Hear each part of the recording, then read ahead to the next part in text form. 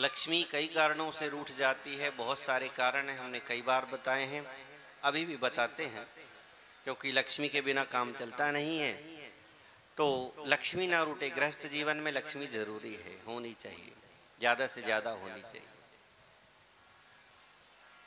जो रात्रि में झाड़ू लगाते हैं, कचरा बाहर कर देते हैं, उनके घर से भी लक्ष्मी रूठकर चली जाती है, क्योंकि झाड़ू में लक्ष्मी का निवास माना जाता है। दीपावली को झाड़ू लाते हैं, नई पूजन करते हैं। कई लोग तो साल भर की झाड़ू दीपावली के दिन ले आते हैं और फिर साल में कभी झाड़ू नहीं करते, वही झाड़ुओं का उपयोग करते। और झाड़ू को कभी अपमान पूर्वक ऐसे फेंकना नहीं चाहिए, और ऐसी जगह झाड़ू रखना चाहिए कि कोई भी आए उसकी नजर न पड़े। ऐसी सुरक्षित जगह में झाड़ू रखना चाहिए और पैर नहीं लगना चाहिए, क्योंकि उसमें लक्ष्मी का निवास है।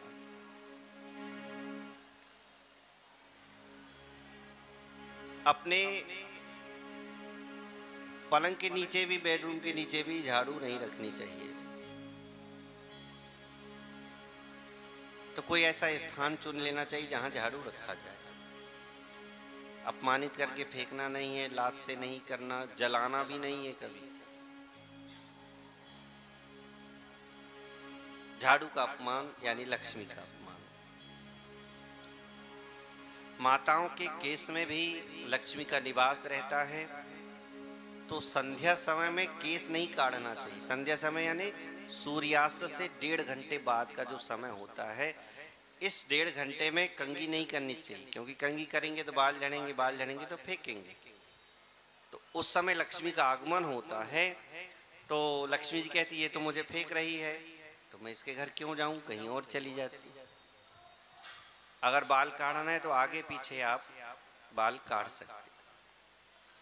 प्रातः काल और संध्या समय में कभी भी लड़ाई झगड़ा घर में नहीं करना चाहिए। प्रातः काल उठे और उठते ही लड़ाई झगड़ा शुरू। लक्ष्मी जी का आगमन का समय होता है, लक्ष्मी जी कहती है अरे इस घर में तो बड़ी झंझट है, मैं नहीं जाती, दूसरे घर में चली।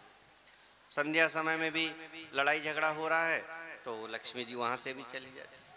अगर आपकी आदत पड़ गई है, बहुत जरूरी है लड़ना, तो दोपहर में लड़ लीजिए, आधा 1 घंटा जो भी समय निकाल, या कोई ऐसा समय निर्धारित कर, पर इस समय नहीं लड़िए।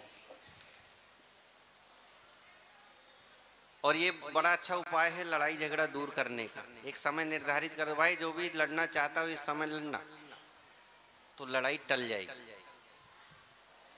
एक समय निर्धारित कर दो घर में। आप जैसे पुराने जमाने में कोप भवन बनते थे, जो कोप भवन में जाएगा तभी लड़ाई होगी, नहीं तो होगी नहीं। तो उस भवन में जाने से ही लोग डरते रहे होंगे, इधर ही मामला सुलझा लेते थे। ये कार्य जरूर करना। पैर से, जैसे टोंटी चल रही है नल में, पैर से पैर रगड़ कर नहीं धोना चाहिए। पैर से पैर रगड़ कर ऐसे धोते तो भी लक्ष्मी रूठ जाती। निर्वस्त्र स्नान नहीं करना चाहिए। निर्वस्त्र स्नान करते तो भी उस व्यक्ति से लक्ष्मी रूठ जाती है। अति गंदे कपड़े नहीं पहनना चाहिए, फटे कपड़े नहीं पहनना चाहिए, दरिद्रता आती है उससे। और बैठक भी एक दरिद्र आसन होती है। कुछ लोग दरिद्र आसन में बैठते हैं, दोनों ऐसे पैर मोड़ के जो बैठते हैं ना ऐसे, वो दरिद्र आसन कहलाते हैं। दोनों घुटने यहाँ ऐसे आ जाते हैं, दरिद्र आसन कहते हैं। तो ऐसी आसन में भी कभी बैठना नहीं चाहिए।